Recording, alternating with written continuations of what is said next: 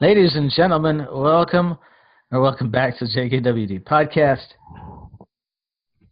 where it's I don't know, it's Memorial Day today when you're hearing this, huh? Wow, that means that even in the places where they consider Memorial Day the unofficial start of summer, we're having summer fun. That's because you're in Savannah. Yeah, no, it's been summer for a while here. I'm in upstate New York. No, I'm not. I'm in central New York. It hasn't been summer here. It got, thinking about it, yesterday, which would have been a week from, earlier. But we've had the rain. We've had enough rain that I've been looking for the ark to come floating down the street. And they said that wasn't going to happen again, but it was crazy. Now, I got to tell you, when I sit up at night to work, a lot of times I'll put the Red Sox game on.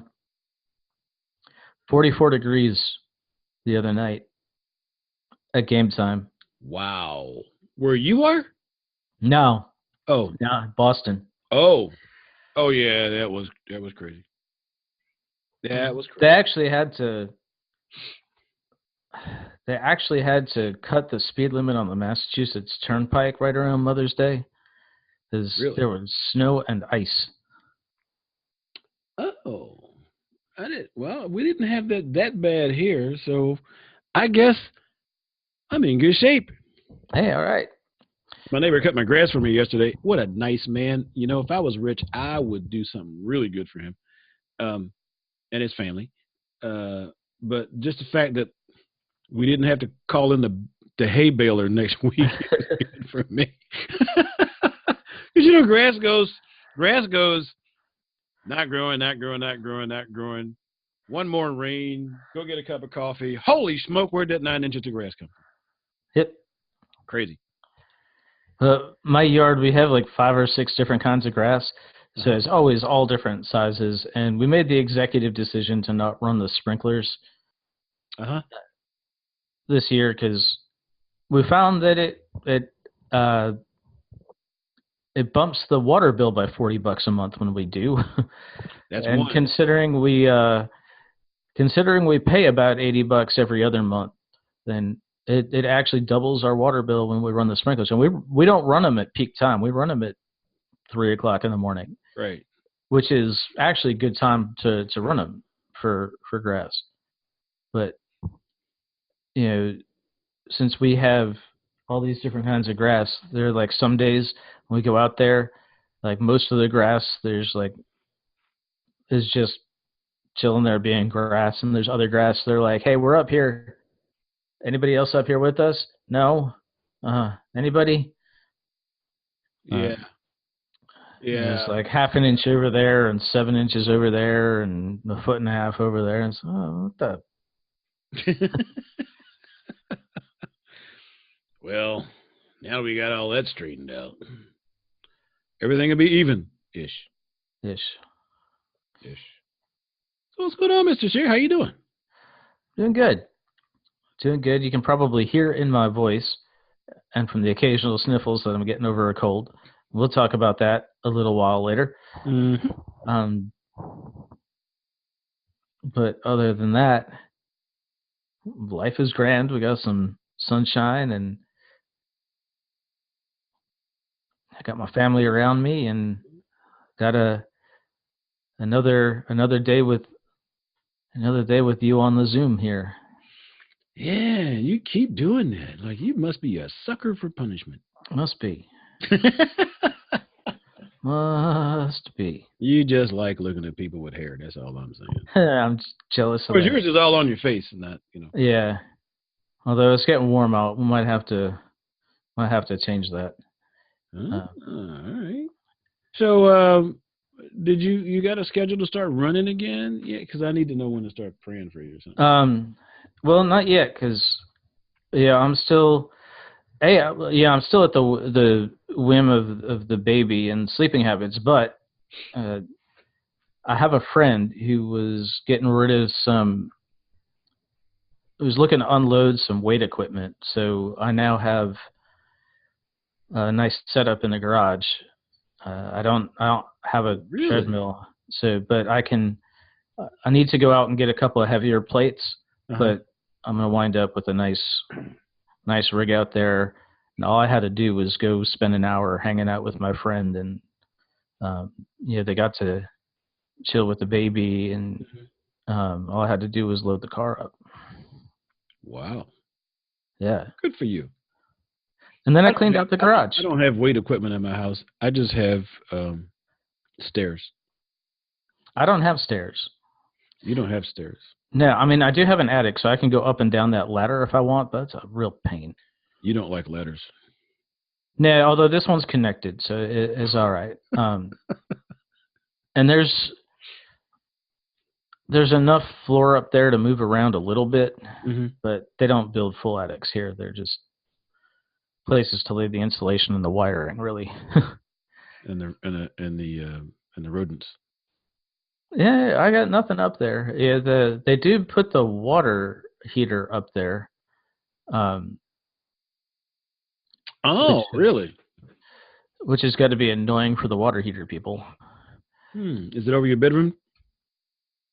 No, it's over the garage. Oh, well, cool. That's no problem then.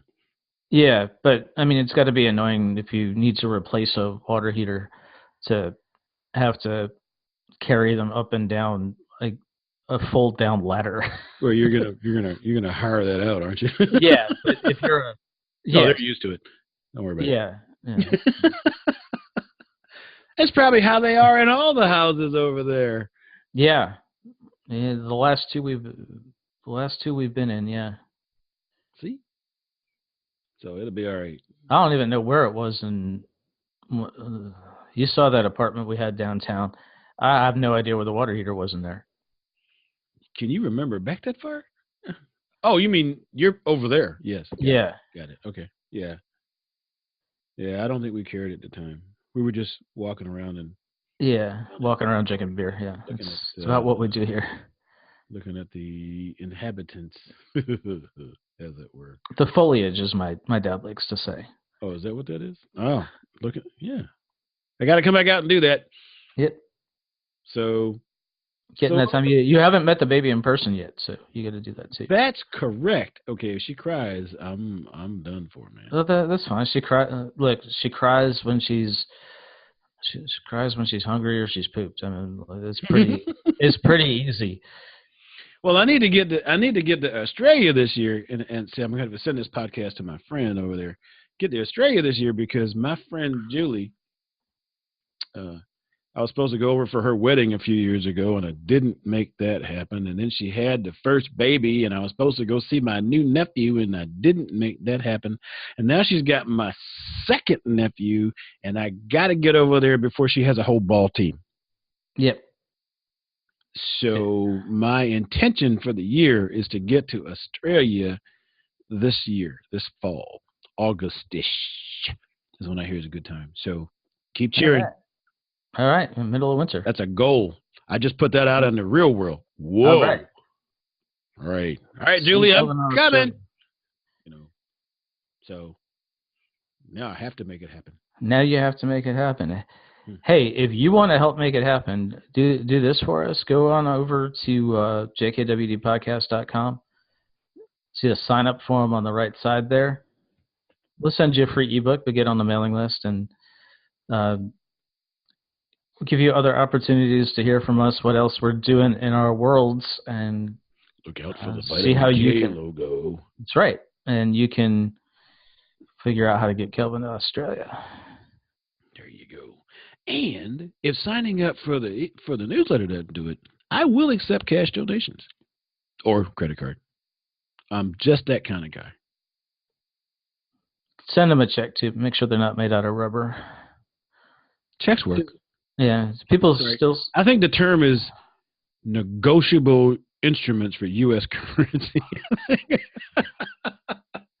including gold,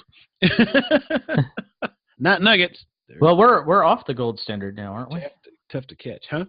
We're off the gold standard now, aren't we? Didn't Nixon pull us off? People still buy gold, right? And they still use it. So, I mean, I have to go through a little It's more really heavy to mail. process. Huh? It's really heavy to mail. They're paying postage. Don't send gold bullion by what is that? What is that on delivery thing? COD. Return receipt. No, that's not it. Oh. What is it? Oh, postage due. Yeah, there you go. I think we're getting silly, Mr. Scheer. I think so too. Maybe we should just drop the music in over here somewhere. Let's just do the music.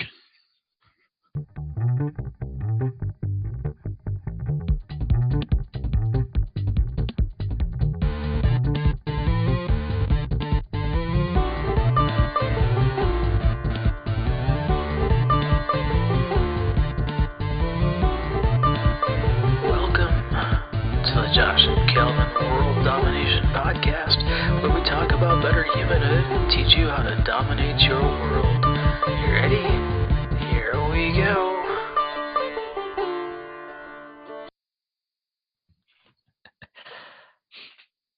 So I woke up Monday morning. Man, The baby was sick. It's the first time, dealing with a sick baby. I figured probably wasn't going to be pleasant, but we got through the day fine. She ate, she slept, she ate, she slept, and the real hard time for her was overnight. I finished working a little after 2, and she was up in a chair sniffling and coughing and sneezing, and we figured that when we're sick, when me and the wife are sick, we like to prop ourselves up to sleep and let it drain out. So we tried that with her. We put her in a chair. We were giving her a little bit of saline nasal spray and using that little suction bulb thing. Those are wonderful. Yeah. Well, the other thing you can do right now is a siphon that, have you seen these? You stick them up your nose and then you put a trap in them and then you actually suck on the other end, and hope that. No, I haven't seen that. Yeah, so that's the other option right now. So I think we're gonna stick with the gross little bulb thing. Let's go with the bulb, yeah. And we're doing that. We've got a cool mist humidifier going on, and she was still not happy. So I called the night nurse at the pediatrician, and I said, "Hey, I think she's got a cold." So she went through her questions and got through about everything. She's like, "Well, I think you ran through my bag of tricks. If things get worse, bring her on in, but sounds like you just got to wait out a cold, and sometimes colds stink." Yeah, sounds about right. I've had a few. Well, finally got to sleep. Tuesday morning, we woke up, and baby's still, coughing and congested and all that. And like that. And go to put a fresh outfit on her, and she's laying on the bed laughing and playing and giggling and sounding like she's been smoking for 45 years, but still happy nonetheless. And almost as if she's saying, if I designed this universe, I wouldn't have designed it so that I sounded like this and felt like this, but I guess since this is the new way I am, I'm just going to be happy anyway. And she doesn't know any different. She doesn't know she's getting better. She just knows it's her first cold. She just knows that she wants to be happy, so she's going to be happy. And I thought, well, that's resilience right there. I believe you're correct. I have that a lot, that resilience thing. Do you do that, or do you insist on suffering? Yeah, I've come around to it. I used to just insist on suffering and making myself a pitiable martyr, but I've come around to just, all right, so that happened. All right. time to move on and do what I can. Be my happy old bold self. Yes, sir. So, resilience. Resilience. I know a lot of people, have met a lot of people who have that. And I've met a lot of people who haven't. And I think probably it's one of our most important qualities, traits, because if you're not resilient, you just tend to kind of lay there and complain, you know? You know how people say, "How you doing?" And sometimes you say, "I can't complain." Well, I could, but nobody would listen. Uh-huh.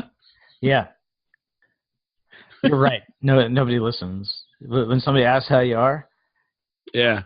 they don't want to hear you complain. I'm crazy. Sometimes I actually listen, and then I go, "Oh, I shouldn't have listened," you know, which is not entirely true. You know, just like, why? But I'm gonna admit. I mean, I don't want to admit this, you know, me being the prince of positive and all, that there have been times in my life when I wasn't so resilient. Tell me about that. I had to like suffer in those, you know. You remember that kids rhyme? Nobody likes me, everybody hates me. Guess I'll eat some worms. And I never ate the worms, but I mean, there were times when I'm thinking, "Wow, I sounded Southern right then." Did you hear that? Thinking, or was that Texan? Well, Whatever it was. You know, you know, you just think sometimes you just feel like you're the only person in the world with a problem, and it feels like that. But when you start thinking about it, I mean, I started listening to stuff, and you know, there's a whole, as bad as I have had it in my life, which hasn't been all that rough comparatively speaking, there are people whose lives, in my opinion, suck way worse than mine ever did, and they're just bouncing around happy, having a good time, and laughing. And I'm like, if this guy is doing that, this woman is doing that with all the problems I see, what am I complaining about? Yeah, you know, it's funny. I like telling people, you know, the Teddy Roosevelt quote: "Comparison is the thief of joy." I've seen that. Okay, but there's another side to that, right? Mm-hmm. If you're comparing yourself to people who have what you wish you had, Mm-hmm. then comparison is the thief of joy. But if you look at people who you would consider way worse off than you, all of a sudden, comparison's good. You're like, "Oh, hey, I thought I was in bad shape. Look at that guy. Oh, I'm good. Don't mind me." Yeah, I got nothing to complain about. And I've met, you know, even I was looking at some Hal Elrod stuff. Uh, the miracle. I wasn't reading the Miracle Morning. The next one, Miracle Equation.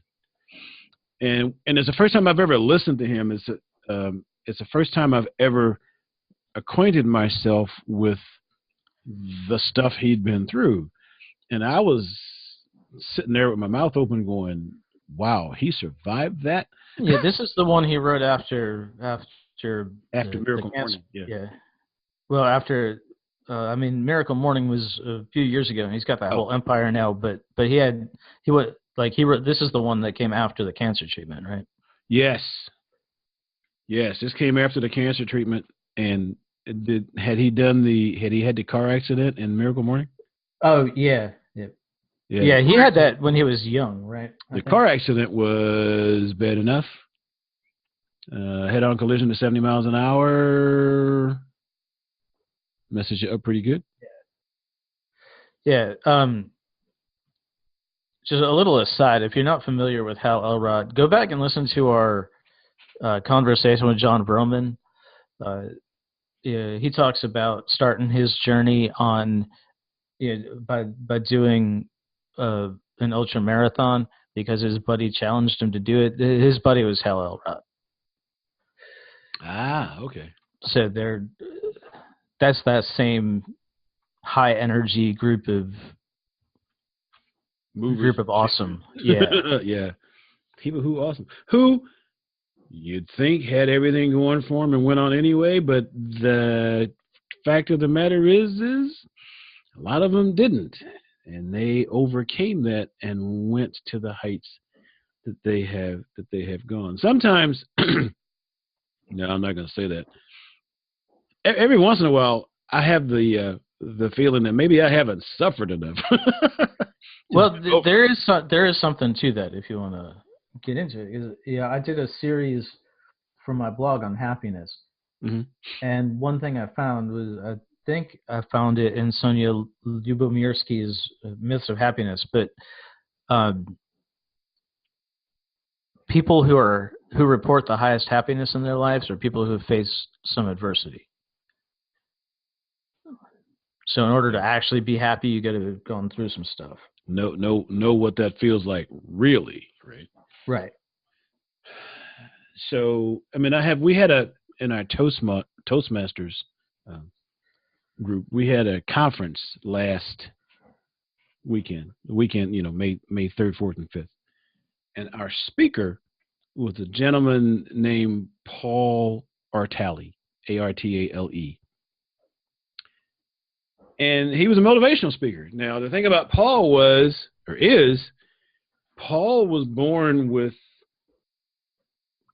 well, there weren't no arms, but they were like half arms. He had the two big fingers. So he definitely has a disability.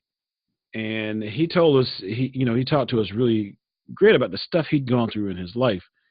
And he's got a keynote speech called Hit Hard. If you need a good speaker who wants to talk to you about resilience, find Paul Artale. Tell him that Kelvin Ringgold sent you from District 65 Toastmasters. But you can check him out on YouTube also. But the stuff that he went through, that he had to overcome, this guy actually played college football with no arms. Not full arms, and apparently he's also a martial artist, which is kind of cool, and just one of the nicest people you ever want to meet. And I think about him, and I go like, well, I certainly haven't had that kind of challenge to deal with in my life, and the whole mental thing with that. So here I am, living, breathing, healthy, no problems. I have had a surgery now, which had happened a couple of years ago, which I, for a long time, was like, no surgery, I've never been hurt, all that other stuff. But it's like, so why, I guess I just haven't had that comparison to go, okay, well, and hopefully I won't need to get hurt to get, to get that kind of appreciation. That's not, dear universe, I am not calling for that. Just so you know, I'm working on the other stuff, but that kind of thing. And we haven't interviewed them, but we've talked to some about some other folks on our podcast. Yeah, we've talked about Nick Vujicic, and I think we probably talked about Kyle Maynard. And both of those guys are congenital quad amputees. Kyle Maynard was a wrestler in high school and climbed Everest, and Oh yeah, he did even more. Yeah. Yeah, so, with no arms or legs. And we talk about Nick Vujicic comes up. He's another congenital quad amputee, no arms, no legs. Happy dude. Yeah, little flipper feet, he says. But anyway, so you look at those people and you go, okay, so, but they've done it. Now, we realize that a lot of those cases, they had great support networks, which, as luck would have it, all those people with all our parts need good support networks too. As well. Yeah, that's right. So it's like the process is the same. It's just how much you have to go up to get there. Did I say that right? Does that make sense? Yeah. Yeah, I think so. So, in the problems I've had in my life, uh, everything could have been worse. You know? And you seem to have made it through them. I have, and I'm still climbing. So whenever I start to, whine, I'm going like, dude, and it's just do the work. In most cases, just do the work. Yeah. I'm not mad because I haven't done a marathon because I have not had the urge. Just saying. Yeah. You did that. I did that. Good. I did it once. I really like the half marathon distance. The full, no thanks. I got enough of that. Done it. Don't need to do it again. So, I mean, who's our resilience experts on just how to bounce back from? I think this might be a good place for your mindset coaching. Look, that is really what it is, right? It's pretty much. You go through something, you get to be a victim of it, or it becomes an opportunity. Yeah, and sometimes you go through something and it becomes permanent. We started this talking about my baby girl saying, well, I got this cold. I guess it's just the way it is now, and I want to be happy, so I'm going to be happy. Well, she's going to get over that cold. She's almost through it now. So, but yeah, just like she's going to start teething soon. It's going to be painful. She's going to hate it for a little bit. She's going to get through it, but she's going to be happy because she chooses to. Some of that stuff becomes permanent. Right. Condition. Yeah. We talk about, we talk about Paul Artale, or we talk about Colin Maynard, or we talk about Nick Vujicic, and they're, if you want to call them conditions, the conditions surrounding their lives are what they are. So they're permanent. They can choose to say, "Oh, life dealt me this garbage hand, so I'm going to sulk about it," or they're just going to go do stuff. And they went and did stuff. And so you get to make that decision whether to be resilient or not. I got some suggestions. Go for it. Let's hear them. You can chime in because, I will admit, there are some people who just get fed up with being fed up and they go do stuff. But most of us, when we have situations like that, we need some assistance. So there's something to be said for surrounding yourself with people, with can-do people who like to get ahead. Support network that will help you overcome your problems rather than sit there and wallow in them with you. Somebody who can challenge you a little bit, perhaps, and help you get there. So in this regard, who are your friends? Who is your support group? It's not even a word I wanted to use, but who are your what's the word I'm looking for? Champions. Cheering squad, yeah. Cheering squad. That's it. Yeah. Because you need somebody who's going to say, you can do this, instead of, well, just handle it. And I've had enough of those in my life, and I've been that for a lot of people. And somebody said, well, you never really had a disability or anything. And no, I didn't. But you know what? That didn't stop me from being able to help somebody who did. Because a lot of times all you need is somebody to believe in you, to keep moving forward. And you don't have to have had a specific issue to understand issues, right? That's correct. I've never, of course, I started to talk and I didn't have a sentence in my head yet. Well, that's its own problem. I'm gonna make my mouth move, and the sentence is gonna catch up. Now, hopefully, a thought will come in. I've never had to. I've never had to get a mountain lion out of my yard before, but that doesn't mean that I've never had to solve a wildlife problem. So I can kind of help steer in the right direction if you need me on your support team.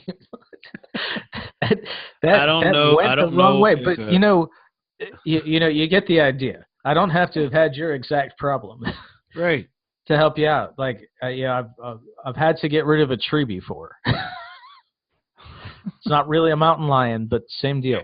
You're crazy. I had a period in life. I had to change a lot of my friends. Disability can be it doesn't have to be physical. It could be just psychological. And I'm not talking like mentally handicapped, or can't say that word, mentally disabled. I'm talking about just attitudes of people around you. Yeah. And if you're sitting around waddling in the mud, basically, and you got 4 or 5 other people waddling in the mud with you going, we understand. The first thing you need to do is change the people you're talking to. If you can't change the people around you, change the people around you. Yeah, that's sure. So anyway, that might sound very simplistic, but it's so hard to do. You ever? Breaking up with friends. I've done that. It's a hard thing to do. It is. Hey, you remember when you were okay? If you succeed without them, they're going to break up with you because you're going to make them feel bad. That's true. So you remember when you were growing up, when you were a kid, and like movies and comic books and cartoons and stuff, everybody used to get stuck in quicksand. Mm-hmm. And then you grew up and you're like, where's all the quicksand? And you realize that it is all those friends you've been dragging around for years that really don't want you to succeed. That's quicksand. Yeah. That's the quicksand. Good one. I hadn't thought about that one lately. Yeah, that's it. So, resilience, first step. Hang around resilient people. Or at least get you some people who believe that you can be resilient. And we'll maybe put another couple of books in the show notes that help. I think Elrod's book. That was a tremendous story for me because I knew he was doing what he was doing, but I had no idea he'd been through the kind of stuff he's been through. And there are cancer survivors out there. There are survivors of wild animal attacks. There's people who actually survived. Would you call them squirrel suits? Falls in some of those squirrel suits. And I look at you're flying along a mountain and. Yeah, really. And I look on a smaller scale, like so Larry Hagner runs. He used to call it the Good Dad Project. It's now the Dad Edge. But he used to he grew up without a father figure in his life and a toxic mother. So he got through that, and now he runs a mastermind aimed at helping dads be better dads. Because he grew up without a dad. I look at Ryan Mickler from Order of Man, whose mission is to make sure that boys have men in their lives. He grew up without a dad. It's not anti-moms. It's just, hey, your boys need to learn what it means to be a man, and they can get valuable lessons from their mom, but they need men around. And so these guys are doing this without, because they came from an adverse situation, and they're doing this. They're putting something out there that they wish they had. So I mean, I think that's beyond resilient. First to get where they recognized it and then figured out the solution for it, and then wanting to share that solution with other people. Yes, sir. So we'll put some more stuff in the show notes on resilience, and because we know some people who actually teach resilience. They do have resilience training. I'm not one of those per se, but I'm headed that way for at least some smaller battles. Good stuff. So, what do you think? I think we're about there. Well, thank you for being here. Thanks, everybody, for listening. Your ratings and reviews help people find the show. Remember to sign up for Vitamin K Daily, vitaminkdaily.com. Get your daily dose of positive in your inbox. Stop by jkwdpodcast.com for show notes to this and every other episode, and also to sign up for the mailing list, and we will see you next time. Bye-bye. Hey, thanks for listening. Show notes and more at jkwdpodcast.com. Don't forget to subscribe, leave a review, and share with your friends, and we will see you next week. Bye.